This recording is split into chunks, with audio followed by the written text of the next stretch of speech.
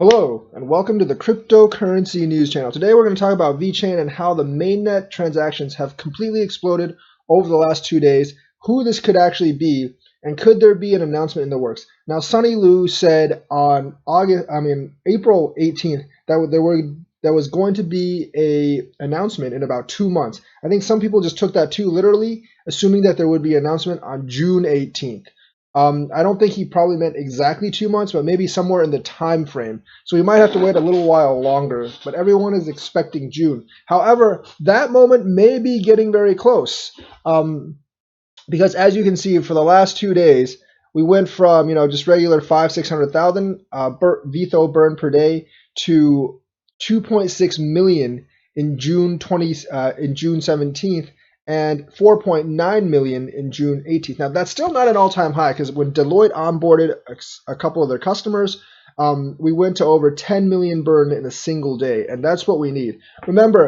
I remember when we had an average of 10 million burned a day over 3 days, they said that that was more than the amount of VTHO being generated by holding VET all together. And I think that's what we need to squeeze the supply. Now, if VTHO actually gets burned more than it gets generated, one of two things that can happen. They can make each transaction take less VTHO, which in effect would increase the price of each VTOR, or they can increase the generation rate of VTOR to meet supply, which means that we would generate more VTOR by holding our VET.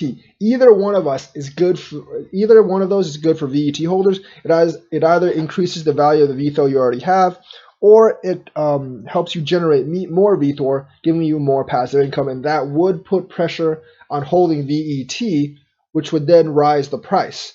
So, but a lot of people are going to be wondering, why did the sudden spike?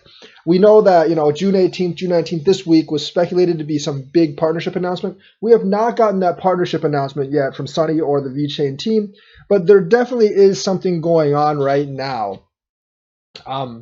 With the transactions, you can see that we were talking about transactions on the testnet and how it spiked roughly a couple of days ago. It looks like that testnet spike is coming onto the mainnet, and we are onboarding certain clients. Some people are going to say Boeing. I'm not really sure about that. Some people are saying Cisco. I'm not really sure about that either. But there is some large company, probably from PwC, that is coming onto the VeChain network. Now, VeChain has investments both from Deloitte, PwC,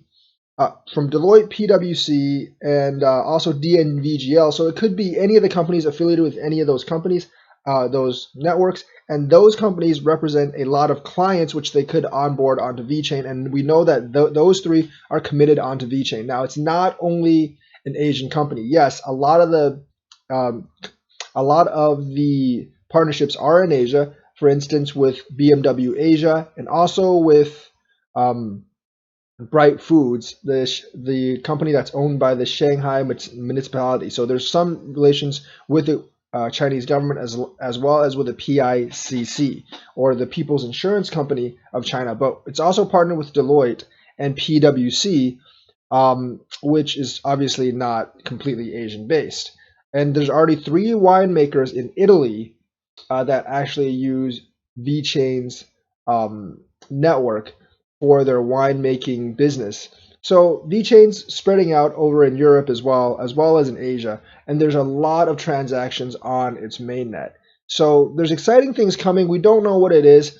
I think a lot of people are going to speculate that it's Boeing or Cisco. It could be Boeing or Cisco. We just don't know. But whatever it is, if we can get this past 10 million VTHO burn consistent a day, which is kind of like that number I'm looking for, then that will put pressure on VTHO, and that would raise the price of VeChain, all but slowly. Now, the price of VeChain has been pressured and downward because of the Binance news that it's going to close in September, and a lot of eyes fall now on OceanEx, which is kind of like the official VeChain exchange. It's not available to US customers because of SEC regulations, but VeChain's not the only token that's like that. There's many, many tokens and coins that are actually like that with the Binance, closing off the US customers. HOT is another one that I hold a small stack of that is like that. So those coins are suffering right now. But if VeChain announces big partnerships, it could counteract that effect. And all eyes, I think, are on OceanEx, because OceanEx is the main VeChain exchange. Most of the volume from Binance has actually moved over to OceanEx, but if you lose the American investors, that's a decent chunk of the investing community, and that will definitely hurt. Now, Bexy is going to add VeChain soon on its second round of pairing addings, and Bexy, I believe, is US compliant. At least that's what everyone says. So Bexy adding VeChain would be a big thing. I also think Coinbase adding VeChain would be a huge boost. I think, like, usually the Coinbase effect is over, but I think Coinbase adding VeChain would actually affect it more than the other coins, because a lot of people, I believe, are interested in VeChain, and Coinbase, I think, would actually make the price explode a bit because it gives a legitimate on-ramp for US customers. It's really the regulations in the United States and the Binance news that's actually that's like killing VeChain's price, as well as other coins. There's really no other reason fundamentally that it wouldn't go up with the rest of the market. It's holding its own at above 0.7 cents, but we definitely need to rise it up. We definitely need it to rise some more. And a Coinbase listing, maybe a Bittrex listing on Bittrex US, or a US listing on any of the aforementioned exchanges would really help boost VeChain, because I think there is a lot of business being done on VeChain. There is some concern with the China-America trade war. VeChain, there are a lot of Chinese officers, and they do have partnerships within the Chinese government. They are a Singapore-based coin, and they do have other partnerships outside the Chinese government as well, obviously. So we'll see how that goes. I really don't think they're focusing on cryptocurrencies in the trade war, but maybe this foolish thing will finally get resolved sometime and they'll come up with a deal, because right now this trade war thing is going to start to hurt consumers as things start to cost more and more as the trade war goes on. I've already seen a couple of my groceries starting to creep up in price, especially products from China, and products that actually are in the US, but they were sold to China before, but now they have to raise the price to cover subsidies because Chinese aren't buying them anymore because of the trade war. So that actually might hurt some of the more Chinese-based coins. I know VeChain is based in Singapore, but some of their operations are in China, so it might be somewhat affected by that. I don't think it'll come into cryptocurrency, but the thing is, there is a lot of activity on the mainnet. There's the jump in transactions, and hopefully we can get some good listings on US compliant exchanges, and that will boost the price soon, as well as the massive activity on the mainnet.